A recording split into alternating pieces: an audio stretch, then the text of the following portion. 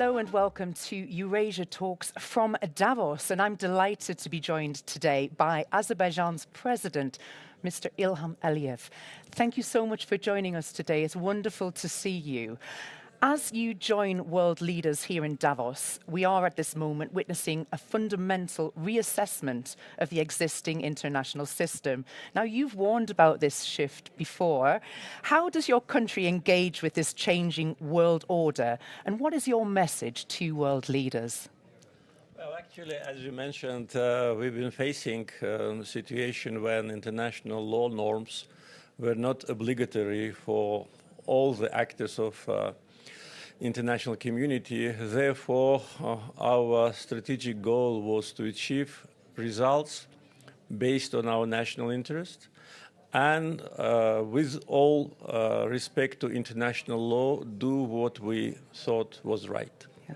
And everything what we've done, whether it's political development or restoration of our sovereignty and territorial integrity, was in line with international law and common values. So today, as you mentioned, international relations are entering the new era where it is not the rule of law, but the rule of strength is ruling the situation. We can see it in different parts of the world.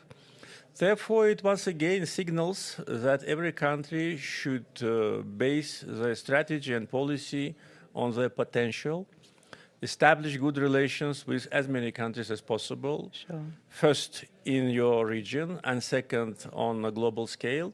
Amid the historic peace deal in Armenia, the South Caucasus is evolving fast in a global context, after decades of competing interests, influences, and shifting alliances. How do you assess the current balance between risk and opportunity in the region? Today, Southern Caucasus also enters a new stage of development. We live in peace only for 5-6 months. Mm-hmm. We are learning to do it. We never lived in peace in all our independent history. And it's a special feeling. And of course, it's a great opportunity. Today, relationship between Armenia and Azerbaijan are already evolving into a cooperation. Yeah. We lifted all the restrictions on cargo transportation to Armenia. Moreover, we started to supply critical commodities to Armenia, primarily oil products, which the country is largely dependent on. And it's a win-win situation. So I think that by joint efforts of Armenia and Azerbaijan, including the civil society, we will achieve not long-lasting peace, but peace forever in the Caucasus. This is our goal. We hope so, yes. With Iran as your neighbor, I want to also mention, how is Azerbaijan engaging with the evolving crisis that we are seeing there? And what is your assessment of its impact of stability across Eurasia, also including the energy markets? Every country, including Azerbaijan, should think about stability around its borders, beyond its borders. With respect to Azerbaijan, we do not have any potential risks inside the country. Mm-hmm. All the potential risks can come from outside. Okay. Therefore, for us, stability in our neighborhood is something which we always think about, and we've been concerned about some destabilization in Iran. And for us, stability, predictability, and peace in the region is the biggest asset.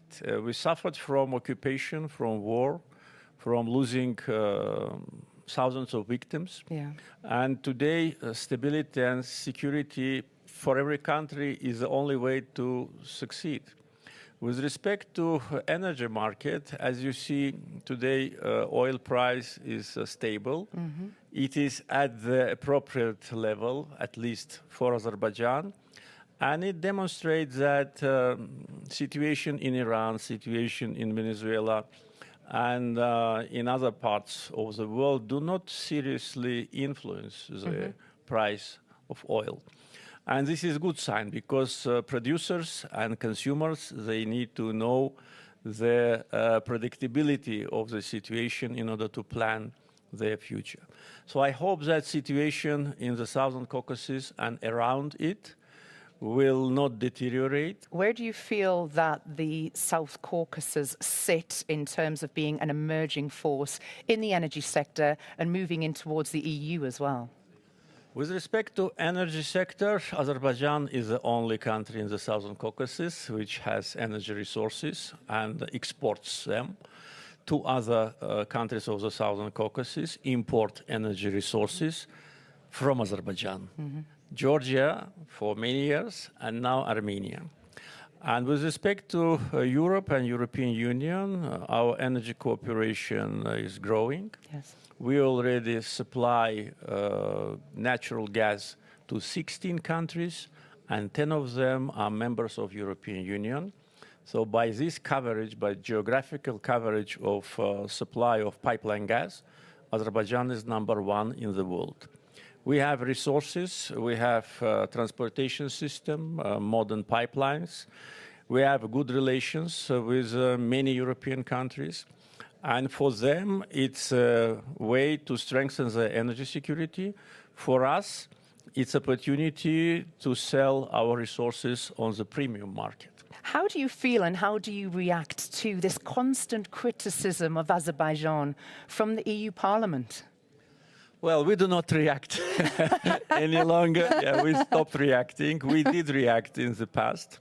But of course, it's so obvious that this bias situation to Azerbaijan is generated by special lobbying groups, by special forces which cannot digest Azerbaijan's independent policy. So we actually, for many years, already stopped any cooperation with European Parliament and also with the Parliamentary Assembly of the Council of Europe. We cooperate with European Commission, and for us, it is enough.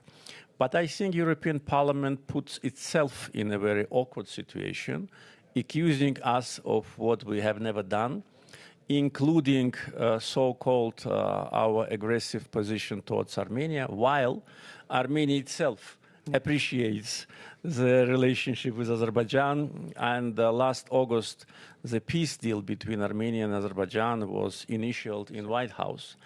So I hope that members of European Parliament will find the courage to reconsider their unfair policy towards Azerbaijan. Mr. President, always a pleasure talking to you. Thank you for joining us on Euronews this morning. Thank you for the invitation. Thank you.